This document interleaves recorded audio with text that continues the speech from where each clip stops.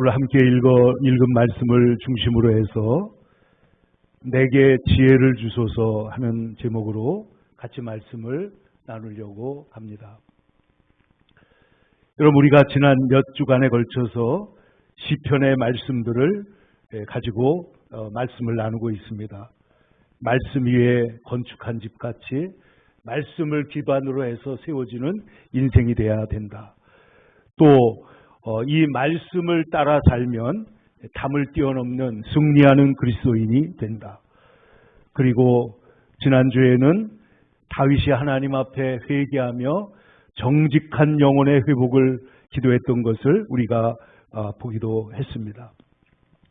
그런데 오늘 성경 시편 119편의 말씀은 주님의 말씀을 지킴으로 내가 명철하게 되었고, 그리고 명철하게 되었으므로 나는 악을 미워하고 주님 공의의 길로 가게 되었습니다. 이런 뜻입니다. 그래서 오늘 104절에도 말씀하기를 내가 주의 법도로 말미암아 명철하게 되었으므로 내가 모든 거짓 행위를 미워하나이다.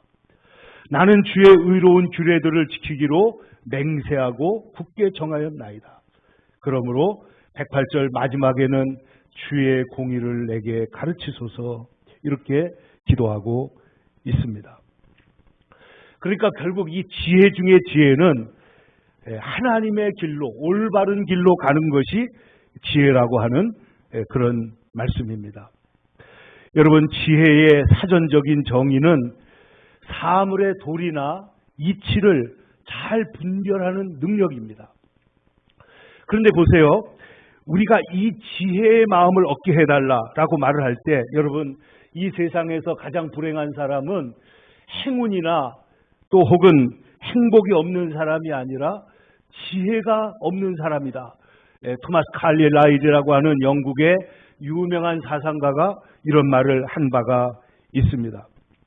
여러분, 오늘날 사람들이 이 세상이 얼마나 지식이 빨리 증가했는지, 여러분, 오늘날 이 인터넷에 매일같이 올라오는 그 많은 글들을 보면요, 지식이 그냥 팽창하는 정도가 아니고 완전히 빅뱅이에요. 대폭발을 해가지고 일어나고 있습니다.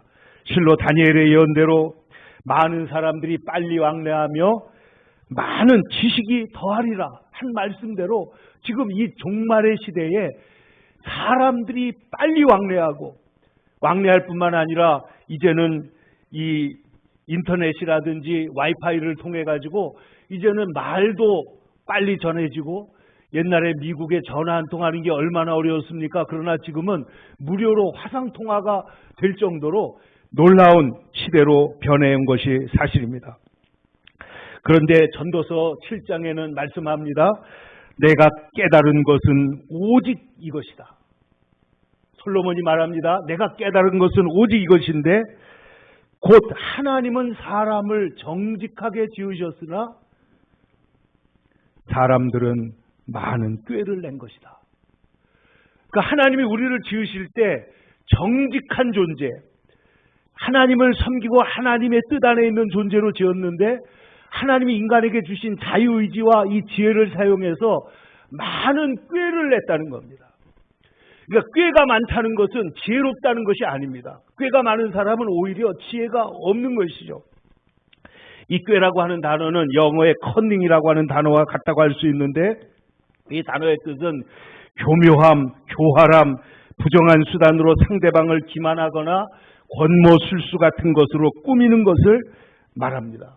이것은 지혜가 아니다라는 거예요. 그러니까 머리가 좋은 것과 지혜롭다는 것이 다르고, 지혜롭다고 하는 게 일처리를 잘한다는 것뿐만이 아니라 성경의 지혜는 그가 하나님을 경외하고 바른 길을 가는 것을 지혜라고 말하는 것입니다.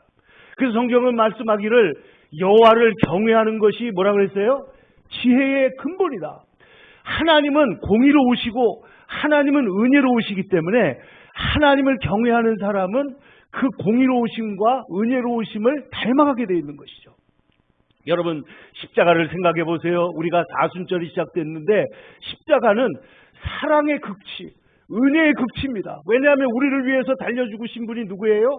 하나님의 아들, 독생자 예수님이시기 때문에 이보다 더 큰 사랑이 없는 것이죠. 그러나 여러분 뿐만 아니라 그 은혜의 극치 밑에 가려져 있는 다른 측면이 있는데 그게 뭐냐면 십자가는 공의의 극치입니다. 공의.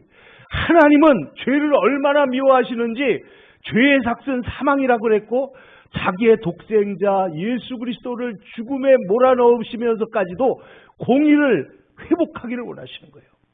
그렇기 때문에 여러분 이 성경, 이 기독교에는 은혜, 극도의 은혜, 거저 주시는 그냥 주시는 구원을 믿음으로 받는 그런 은혜가 있지만은 그 배경에는 하나님은 절대로 공의로우시다 하는 거예요. 절대로 공의로우시다.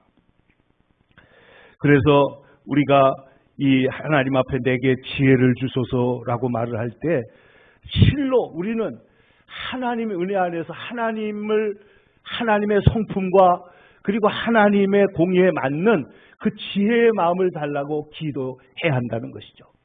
그래서 여러분 이 지혜라고 하는 것은 진위, 참과 거짓을 분별하는 능력이 있어야 되고 선악, 옳은 것과 잘못된 것을 구분할 줄 아는 능력이 있어야 되고 그 다음에 선후, 먼저 해야 될 일과 나중에 해야 될 일을 구분하는 능력이 있어야 되고 이런 식으로 또한 라이놀드 니버 목사님 말씀한 것처럼 내가 할 수 있는 일은 용기를 내서 하게 하시고 내가 할 수 없는 일은 하나님께 그것을 의뢰하게 하시고 이 둘 사이를 구별하는 지혜를 주옵소서 이렇게 기도했는데 이 지혜는 하나님이 하실 일과 내가 할 일을 구분하는 지혜를 말하는 것입니다.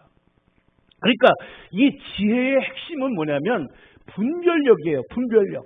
그래서 성경을 보면은 이 영적인 것과 육적인 것을 분별할 줄 알아야 된다. 여러분 이 세상에 얼마나 많은 거짓과 사기꾼들이 난무하는지 모릅니다. 여러분 아담과 하와가 지혜의 나무에서 선악과를 따먹은 이후로 인간 속에는 잘못된 선악의 개념이 완전히 들어가지고 헝클어져 있는 거예요. 제가 오늘 아침에 나오면서 제 갤럭시 탭을 잘못 건드려가지고 방송이 하나가 켜졌는데 오늘 설교 제목과 똑 맞는 이야기가 나온 거예요. 그래서 제가 잠깐 들었는데 이게 무슨 얘기냐면 어떤 교수가 히틀러의 전체주의가 얼마나 나쁜지 사람들이 몰랐다는 거예요.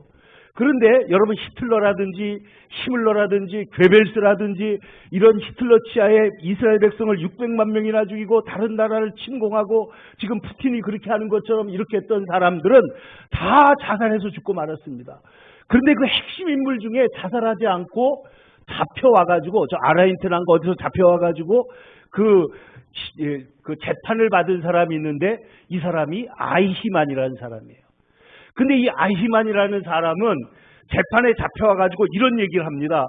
나는 신의 법정에서는 죄를 지었는지 모르지만 이 인간의 법정에서는 나는 지은 죄가 없습니다. 이렇게 얘기를 했어요. 근데 이 사람의 말이 놀라운 것이 뭐냐면 그들이 이스라엘 백성, 유대인들을 갖다가 잡아오고 그 다음에는 이상한 옷을 입히고 핍박하고 모든 직장을 다 몰아내고 다른 데로 다 보내가지고 강제 수용소로 보내고 그 다음에 그 속에서 집단 학살을 할 때 아무도 자기에게 이것이 잘못됐다고 말하는 사람이 하나도 없었다는 거예요. 아무도. 그러니까 모두가 다 그런 길로 갔는데 누가 이런 잘못을 했는지 아무도 책임을 지지 않는 거예요. 이게 뭐냐면 선악을 분별하는 능력 자체가 이데올로기에 의해서 이 히틀러가 제시했던 이데올로기는 게르만 민족 우월주의, 아리안 민족이 세계 최고고 그러므로 이 사람들이 세상을 재편해야 되고 이것을 가장 가로막는 암적인 존재가 저 쥐새끼 같은 존재가 이스라엘 사람들이다. 이렇게 가지고 죽이기 시작한 거예요. 그러니까 이것이 얼마나 무서운 일이냐 하는 것이죠. 그러므로 사랑하는 여러분, 오늘 우리가 이 세상을 살아가는 동안에 지혜의 마음을 얻게 하소서라고 기도하는 것은 실로 중요한 것입니다. 근데 여러분 이 지혜라고 하는 것이 얼마나 놀라우냐면 그 가장 대표적인 사례가 한국입니다. 여러분 2차 대전이 지나가고 나서 1948년에 나란히 두 나라가 건국 선언을 했습니다. 그게 하나가 이스라엘이고 또 하나가 한국입니다. 그래서 한국은 그런데 이 두 나라는 고통을 많이 당했고 그리고 가진 자원이 별로 없습니다. 주변에 열강들로 둘러싸여 있는데 여러분 오늘날 유대인은 전 세계에 한 1,500만 명밖에 안 되는데도 불구하고 인구의 0.2%인데 노벨상의 30%. 미국에서 제일 좋은 대학이라고 하는 대학들을 모아놓은 것을 아이비리그라고 그러는데 아이비리그 대학의 교수들이 30에서 50%가 이스라엘 사람들이에요. 뿐만 아니라 구글, 페이스북 이런 세계적인 글로벌 기업들의 총수가 유대인들이 많이 있습니다. 우리 한국도 마찬가지입니다. 1951년도 한국의 1인당 국민소득이 787달러였는데 그 당시에 아프리카의 평균이 900달러가 넘었다는 거예요. 그러니까 우리나라는 아프리카보다도 훨씬 못 살았습니다. 그런데 오늘날 한국이 경제만 놓고 보면은 국가의 총생산이 2200조입니다. 2200조. 2200조 원이 되고 여기에 비해서 북한은 34조인데 무려 57배가 차이가 난다는 거예요. 똑같은 민족인데 도대체 뭐가 다른 것이냐는 거죠. 여기에 대해서 막스 베버라고 하는 사람이 유명한 베버 명제를 얘기하고 있는데 오늘날 자본주의와 이 문명의 배경에는 개신교가 있다.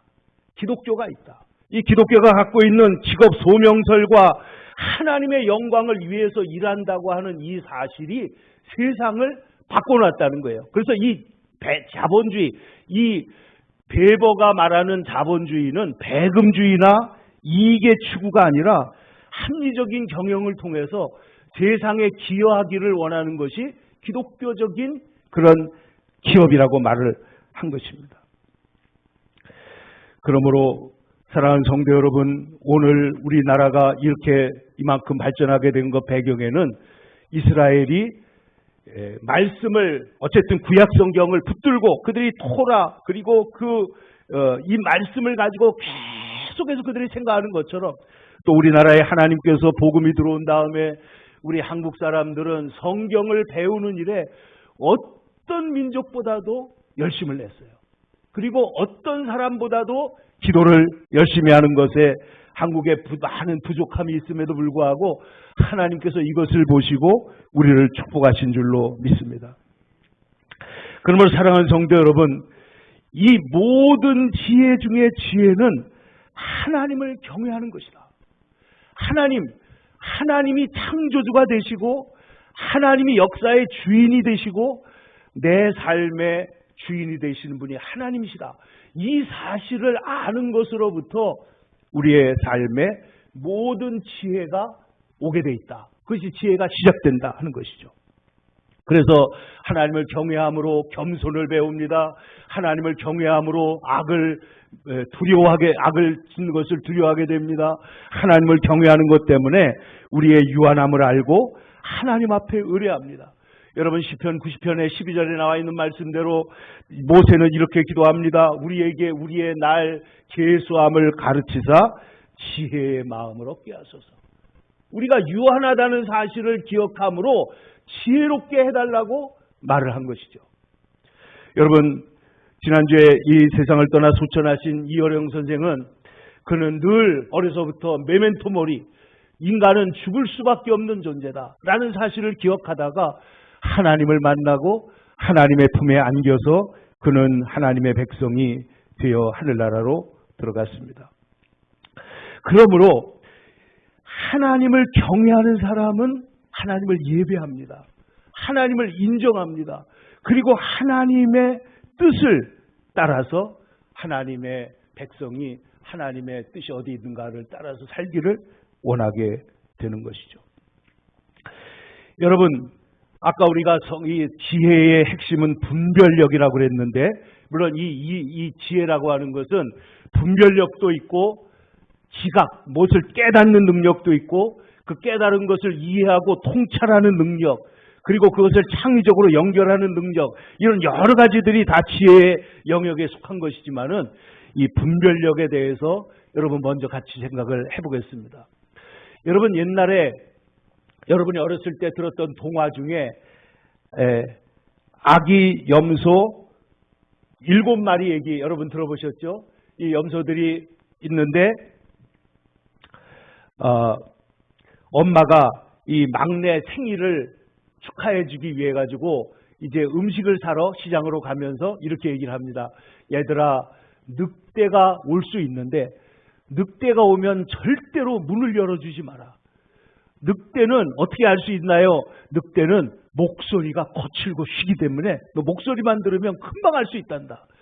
그 다음에 늑대는 손이 시커멓기 때문에 그 손을 보면 알 수 있으니까 절대로 문을 열어주지 마라. 이렇게 말합니다. 그러니까 지금 엄마가 가르쳐준 분별의 지혜 그 기준이 두 가지가 뭐예요? 하나는 목소리고 하나는 털입니다. 시커먼 털. 그런데 이 아기 염소들이 늑대가 과연 와가지고 문을 똑똑똑 두드리면서 엄마 왔다, 문 좀 열어라. 그러니까 이 아이들이 있다가 얼른 뭐라 그래요?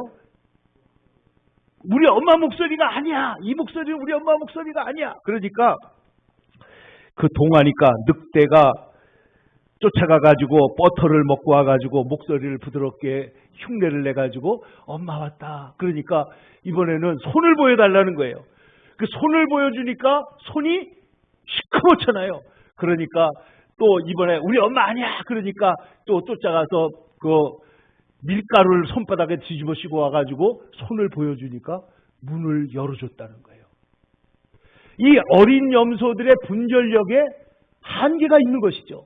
그래가지고 이 새끼들을 다 잡아먹었는데 막내 염소가 워낙 장난꾸러기라 시계 속에 들어가 있다가 잡히지 않고 있었어요. 와보니까 엄마가 와보니까 이 늑대가 자기 새끼들 6마리나 잡아먹고 잠을 자고 있는 거예요. 그러니까 여러분 아시는 대로 엄마가 그 배를 갖다 째가지고 새끼들을 다 구원해내고 배에다가 돌을 집어넣어 놨는데 그리고 배를 꼬매놨는데 이 늑대가 물가에 가서 물을 마시려고 그러다가 배가 무거워서 물에 빠져 죽었다.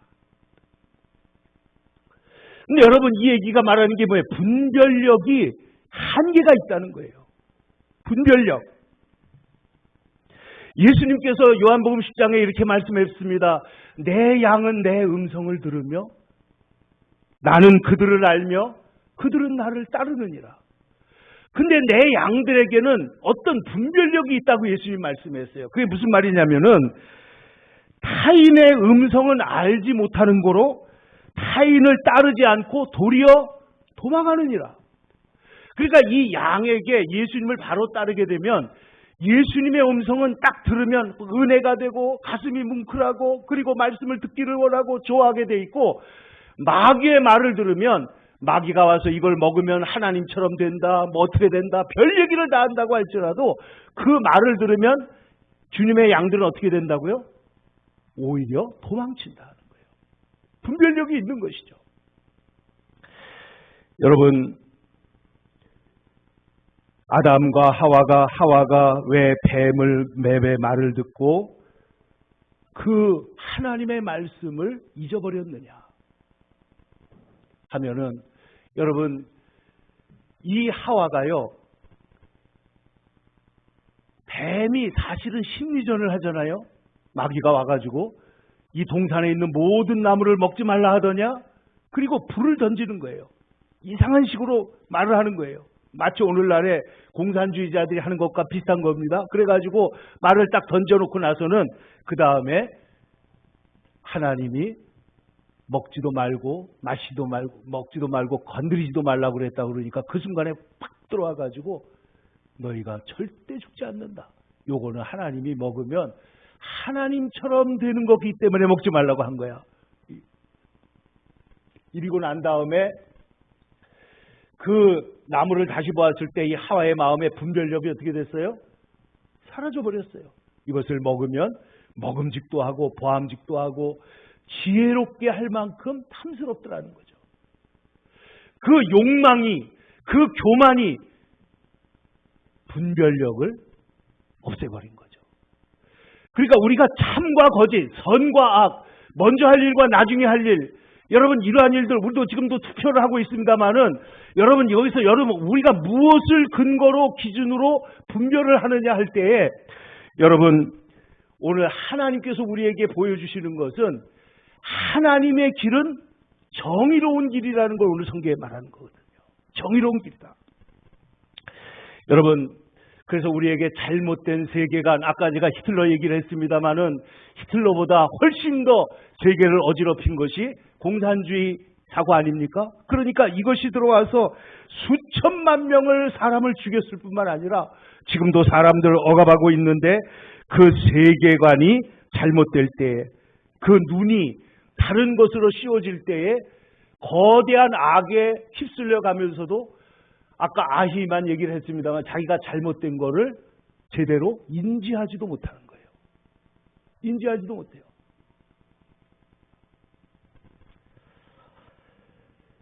여러분, 이 오뚜기는 보면은 아무리 넘어져도 어떻게 해요? 바로 일어나잖아요. 이게 왜 일어납니까? 오뚜기가 일어나는 원리가 뭐예요? 두 가지가 있습니다. 첫 번째는 뭡니까? 무게중심이 어디 있어요? 아래에 있어요. 무게중심이. 제가 옛날에 어렸을 때 그게 궁금해가지고 왜 오뚜기는 자꾸만 일어나는가, 어떻게 만들었는가 알아보기 위해서 오뚜기 배를 갈라본 일이 있습니다. 그 오뚜기 배를 가르니까 밑바닥에 뭐가 붙어 있어요? 쇠조각 같은 게 하나가 바닥에 본드 같은 걸로 딱 붙여놨더라고요. 겸손한 자가 다시 일어난다는 거예요. 그 다음에 또 하나는 오뚜기의 밑바닥을 보면 어떻게 되어 있어요? 둥글게 되어 있습니다. 그러니까 넘어져도 다시 일어나는 거예요. 그래서 온유한 자가 다시 일어납니다. 그래서 여러분, 하나님의 원리는 뭐냐면은, 하나님의 원리는 온유하고 겸손한 자가 다시 일어서게 만드시는 거예요. 온유하고 겸손한 자. 그러므로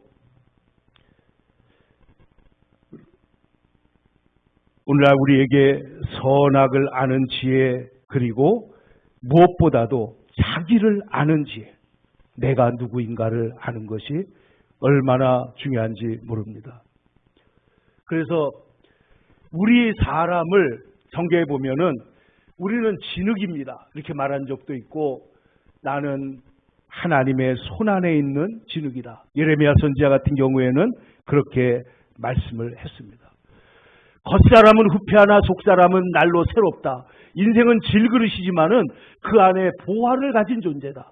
그러니까 이 인간의 육신이라고 하는 것이 참으로 정말 아무것도 아닌 것 같이 보이지만은 이 하나님 만드신 우주와 세상과 이 모든 것을 볼 때 신묘막측하게 이를 데가 없고요. 그리고 그 안에 주신 하나님의 성령의 그 기름 부으심은 훨씬 더 놀랍다고 하는 것이죠. 여러분, 무엇보다도 우리가 하나님을 알게 되면 성경에 보면 구원에 이르는 지혜가 있다는 거예요. 구원에 이르는 지혜.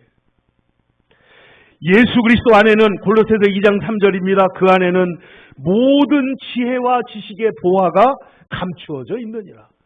예수님 안에는 모든 지혜와 모든 지식이 있어요. 그러니까 우리를 지혜롭게 하고, 우리를 분별력 있게 하고, 그리고 성실하게 하고 창의력을 줄 뿐만 아니라 하나님의 공의와 하나님의 바른 길을 볼 수 있는 눈을 열어주신다는 거예요. 그러므로 잘 들어보세요. 골로새서 2장 8절입니다. 누가 철학과 헛된 속임수로 너희를 사로잡을까 주의하라. 뭐로 사로잡으면 돼요? 철학과 헛된 속임수. 이것이 들어와서 우리의 세계관이 잘못돼 버리면, 눈에 빨간 안경 끼면 온 세상이 빨갛게 보이고 파란 안경 끼면 온 세상이 파랗게 보이듯이 결국 그 세계관이 들어오면 그 세계관이 포착하는 대로 세상을 본다는 거예요. 그런데 그게 하나님이 우리를 본래 지으신 대로 보는 것이 아니다라는 것이죠. 여러분, 예를 들어서 지금 동성애를 인권이라고 말하고 옹호하는 많은 사람들이 있잖아요. 근데 이것이 세상 사람들의 세계관을 가지고 보면은 맞는 얘기 같이 보입니다.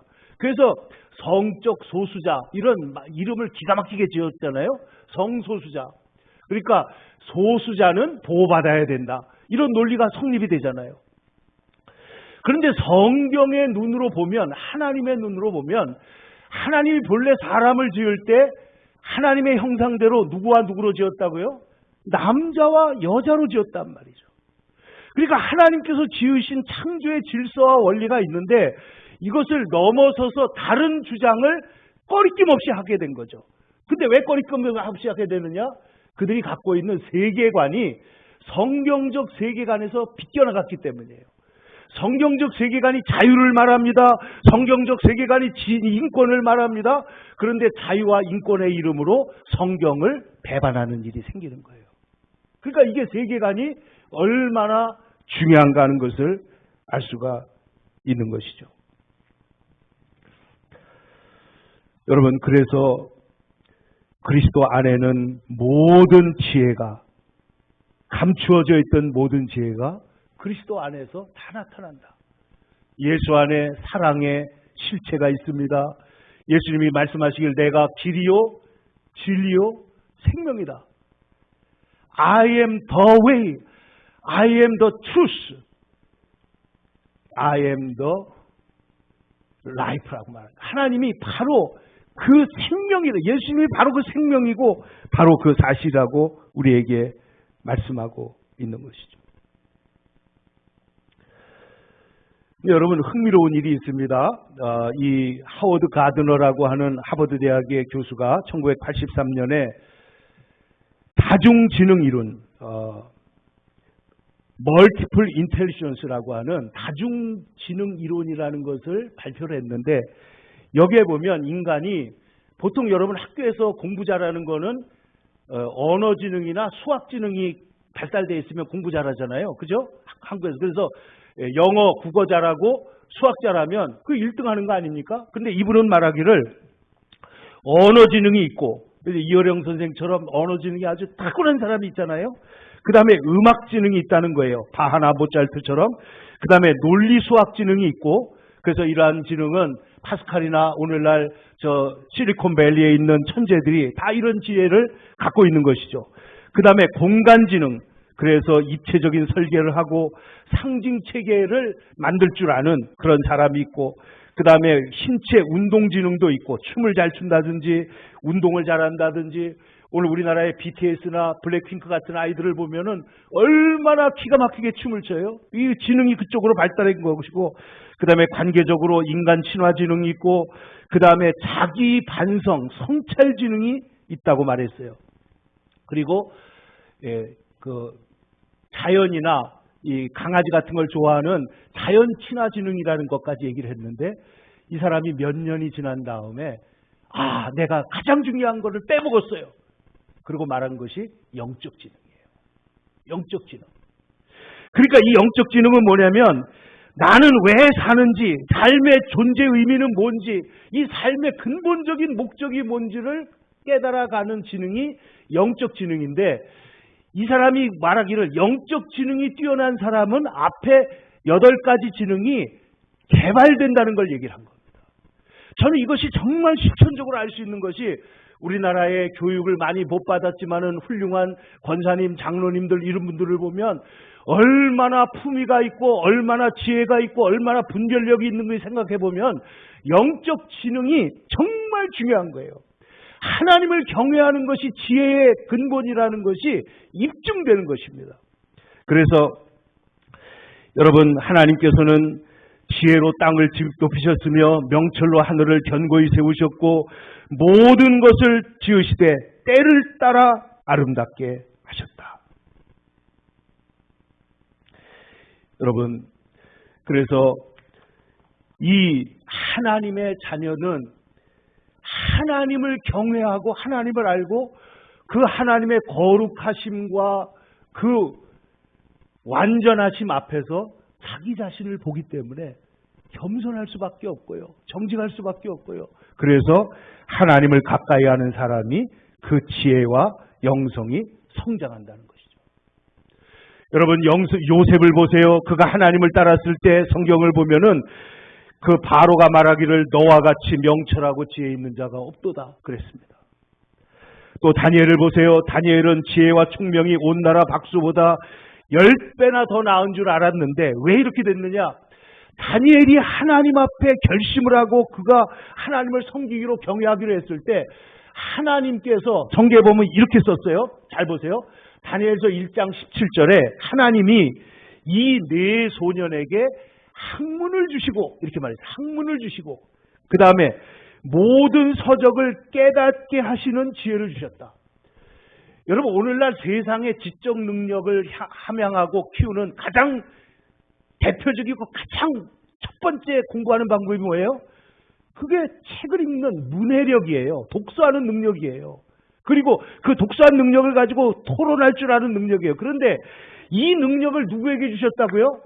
다니엘과 세 친구에게 주셨다는 거예요. 뿐만 아니라 이 다니엘은 모든 지혜와 총명이 10배나 뛰어났던 것은 환상과 계시를 깨닫는 은혜를 주셨다는 거죠. 다윗에 대하여 성경은 말합니다. 다윗은 가는 곳마다 지혜롭게 행함으로 한 백성들이 그를 사랑했다. 솔로몬은 하나님 앞에 기도합니다. 주여 종에게 지혜로운 마음을 주사 출입할 줄을 알게 하시고 선악을 분별하게 하옵소서. 그러니까 솔로몬이 구했던 지혜도 다스리는 지혜, 이렇게 뭉뚱그려서 말할 수가 있지만은 더 깊이 들어가면 하나님의 말씀을 듣는 마음을 주세요. 그 듣는 마음 안에서 선악을 분별할 수 있게 해달라는 거예요. 그래서 여러분, 하나님의 백성들은, 마음이 지혜로운 사람들은 악을 미워한다는 겁니다. 여러분, 오늘 성경 말씀 함께 읽어보세요. 다시 한번. 자, 여기에 보면, 자, 주의 계명을 그에게 왔을 때 다윗이 이게 시편 119편에 고백하기를 뭐라고 합니까? 주의 계명들이 항상 나와 함께함으로 98절 나의 원수보다 지혜롭게 합니다.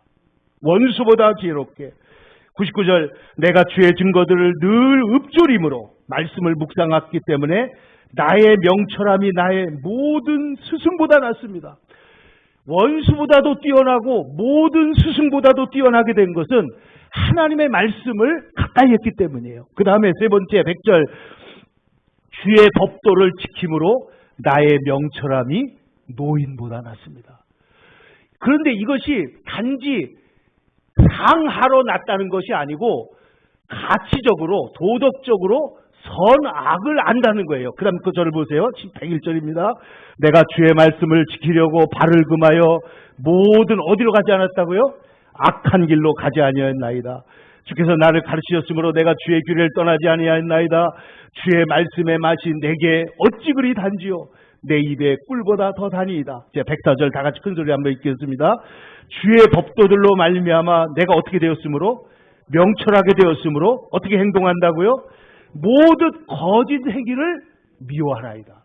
하나님의 자녀가 돼서 지혜가 생기게 되니까 선악을 분별할 수 있는 능력이 생긴 거예요. 여러분, 아담과 하와가 선악과를 따먹었을 때 성경에 보면 선악을 분별하게 됐다고 하는 말씀이 나오는데 그것은 좋은 뜻이 아니고 나쁜 뜻으로 선악을 분별하게 된 거예요. 선만 알던 이 아담과 하와가 이 악의 세계, 죄의 세계를 들어간 것이고 여기서 말하는 선악을 분별하게 되었다. 나는 이제 거짓 행위를 미워합니다. 그러므로 105절 계속 보세요.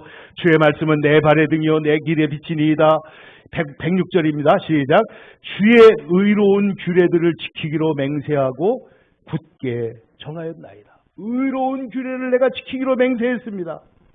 그래서 108절 하반절에 보면 주의 공의를 내게 가르치소서. 주의 공의, 하나님의 정의, 옳고 그른 것이 무엇인지 이렇게 지금 정치적으로, 경제적으로, 사회적으로, 문화적으로, 그 다음에 언론에서 뒤섞여 있는 것 중에서 무엇을 발견하게? 주의 공의를 내게 가르치소서. 주의 진리를 내게 가르치소서. 그 지혜를 내가 얻게 해 주옵소서. 이렇게 하나님 앞에 기도하고 있다는 것입니다. 그러므로 사랑하는 성도 여러분, 예레미야 선지자는 이처럼 탄식한 바가 있습니다. 내 백성이 두 가지 악을 행하였는데 하나는 생수의 근원되는 나를 버린 것이고 또 하나는 스스로 웅덩이를 판 것이다. 지식의 웅덩이를 판 거예요. 자기 사상의 웅덩이, 철학의 웅덩이를 판 것입니다. 그런데 그것은 물을 가두지 못하는 터진 웅덩이다. 결국 우리가 참으로 만족하고 참으로 진리를 얻고 영원한 생명을 얻는 길은 칼빈이 말한 대로 하나님을 알고 하나님께로 가는 것이 올바른 지식의 길이에요. 올바른 지혜의 길이라는 거예요. 오래전에 들었던 예화인데 이게 워낙 생생한 이야기이기 때문에 꾸며낸 얘기는 아닌 것 같습니다. 옛날에 이제 고학생들, 유학생들이 시골에서 서울로 공부를 하러 온 아이들이 얼마나 많았습니까? 근데 왔는데 공부를 하는데 무슨 학비가 제대로 있습니까? 그러니까 와가지고 다 조그만 집에서 이렇게 어렵게 공부를 하는데 그 아이들이 이제 모여가지고 하숙집이 아니죠. 자취집에 모여가지고는 여러 명의 이제 청년들이 대학을 다니면서 같이 살고 있었습니다. 근데 그 중에 한 어머니가 꽤 부자였던가 봐요. 그래서 이 어머니가 그 장조림, 여러분 장조림 좋아하시죠? 소고기 장조림을 만들어가지고 간장독, 꽤 큰 간장독에다 담아가지고 너희들 이거 두고두고 먹으라 하고 그리고는 이 독을 갖다가 그 자취집 바깥에다가 놓은 거예요. 그래가지고 얘네들이 이제 식사 때만 되면 그거 간장 떠다가 그 속에 고기 한두 점 이렇게 해가지고 찢어가지고 밤에 올려놓고 먹고 하니까 얼마나 맛있습니까? 근데 어느 날 얘네들이 이제 남자애들이니까 이걸 문을 닫기도 하고 안 닫기도 하고 이 항아리가 열렸다 닫혔다 한 거 아닙니까? 근데 어느 날 한 아이가 가서 바닷가까지 끌고 가지고 이것을 먹으려고 가서 뚜껑을 열고 낮에 내려다 보니까 이 사람이 깜짝 놀라가 뒤로 자빠진 거예요. 그 소고기 장조림 독 안에 쥐가 한 마리 들어가서 빠져 있는 거예요. 지금까지 모르고 그냥 맛있게 다 먹은 거예요. 눈에 보이니까 분별이 생기니까 자기가 잘못된 것을 깨닫는 겁니다. 그러므로 오늘 성경은 말씀합니다. 주의 말씀은 내 발의 등이요 내 길의 빛입니다. 주님의 말씀이 주의 성령이 나를 비춰야 죄가 죄인 줄 알고 이것이 잘못된 것인 줄 알고 우리가 바른 길로 행하게 된다는 것이죠. 그러므로 사랑하는 성도 여러분, 우리가 주님의 법을 사랑하여 주의 진리 안에 살아가는 주의 백성들이 되기를 간절히 바랍니다. 잠언은 우리에게 이렇게 말하고 있습니다. 저는 이 말을 오래전부터 귀 생각을 했지만은 이번에 설교 준비를 하면서 보세요. 이 잠언은 지혜롭게, 여러분 잠언은 지혜서라고 그러잖아요. 지혜서. 그런데 사실은 보면요 이렇게 돼 있어요. 잠언 1장 3절 제가 읽어드리겠습니다. 지혜롭게, 공의롭게, 정의롭게, 정직하게 행할 일에 대하여 훈계를 받게 한다. 다시 한번 보세요. 지혜롭게, 그 다음에 뭐예요? 공의롭고, 정의롭고, 정직하게 행할 일에 대하여 훈계를 받게 한다. 결국 지혜로워진다는 것은 하나님을 경외하고 하나님 안에서 공의와 정의의 길을 택하고 그리고 정직하게 되는 것이 그것이 지혜의 길이다. 아까 말한 대로 머리가 좋아가지고 잘 속이고 잘 획득하고 잘 돈 벌고 이것이 지혜로운 것이 아니고 하나님 앞에서 지혜는 공의와 정직에 있다는 거예요. 그래서 오늘 하나님 우리에게 이 지혜를 주시옵소서. 다윗이 기도했던 것처럼 108절 하반절 다시 108절 읽고 기도하겠습니다. 시작. 여호와여 구하오니 내 입이 드리는 자원제물을 받으시고